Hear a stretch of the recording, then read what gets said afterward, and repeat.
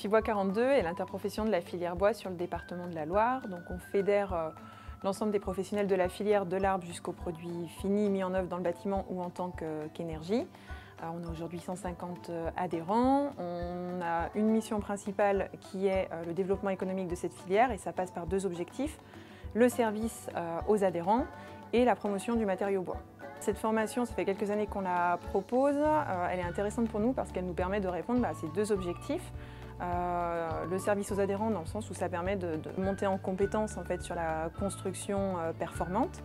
Et ça nous permet aussi de promouvoir le matériau bois, puisque dans la construction passive, il y a 70% des réalisations qui sont faites à partir de bois, donc soit 100% bois, soit en mixte bois-béton souvent. Donc le bois pèse très lourd en fait, dans ces systèmes constructifs et ça nous permet de montrer que le bois est intéressant dans la construction performante. Cette formation, elle a comme objectif pour les participants de savoir concevoir des maisons passives, maisons ou immeubles passifs ou bureaux passifs. Et donc, on va passer en revue tous les sujets. Donc, l'isolation des parois, très important, les fenêtres, la ventilation, mais ensuite aussi comment chauffer, comment approvisionner en eau chaude, comment rendre étanche à l'air ces bâtiments pour consommer moins. Donc la formation sur 10 jours propose tous ces aspects et même la partie calcul économique pour vérifier l'avantage sur le long terme de la maison passive. Alors la construction passive, ça répond à l'enjeu de consommer moins, d'économiser nos ressources. Donc la construction passive, c'est la meilleure méthode pour consommer très peu. Ce sont des bâtiments qui consomment, pour vous donner un ordre de grandeur, environ 1 litre de fuel par mètre carré et par an, ou 1,5 litre. Donc vous voyez, pour une année, une villa, il faudrait 150 litres de fuel. Mais la plupart des gens ont des cuves de 3000 litres qui remplissent chaque année. Donc ça veut dire diviser par 20 les consommations. En plus, comme on va surtout isoler plutôt qu'avoir un bon chauffage, c'est quelque chose qui va durer, ça va être durable. L'isolant, dans 40 ans, il est encore là. Le triple vitrage est toujours du triple vitrage dans 30 ou 40 ans. Alors que tous les appareils de chauffage auront déjà été remplacés. Une chaudière gaz, une pompe à chaleur ne dure pas en général 30 ou 40 ans. Alors il y a des inconvénients qui sont peut-être faux. Les gens disent que ce sont des bouteilles thermos où l'on ne respire pas.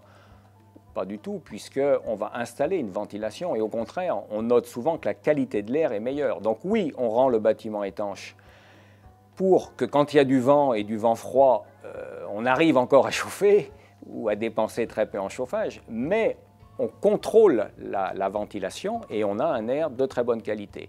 Un autre inconvénient, c'est le coût, mais c'est aussi plutôt supposé que réel, puisque à l'achat, on va être peut-être un tout petit peu plus cher, mais ensuite on va regagner chaque année, non seulement en consommation, mais aussi dans les entretiens. Une pompe à chaleur, une chaudière gaz, vous les entretenez, vous les changez au bout de 15 ans. Et vous avez des abonnements si c'est pour le gaz. Donc tout ça, quand on met tout ça bout à bout, on arrive en général à des rentabilités extrêmement bonnes, soit immédiates, soit au bout de 5, 10 ans. Alors, je suis Nicolas Di Russo, responsable du service bâtiment au service départemental d'incendie et de secours de la Loire. Et donc je suis chargé de la gestion du patrimoine du SDIS 42 et également de la mise en œuvre du programme d'investissement décidé par le conseil d'administration. Alors comme la plupart des investisseurs publics, le service départemental d'incendie et de secours a l'objectif de construire des bâtiments passifs dans le futur. Et à ce titre, donc, je suis cette formation pour bien appréhender les enjeux de ce type de bâtiment et également de comprendre comment on calcule et on conçoit ce type de bâtiment.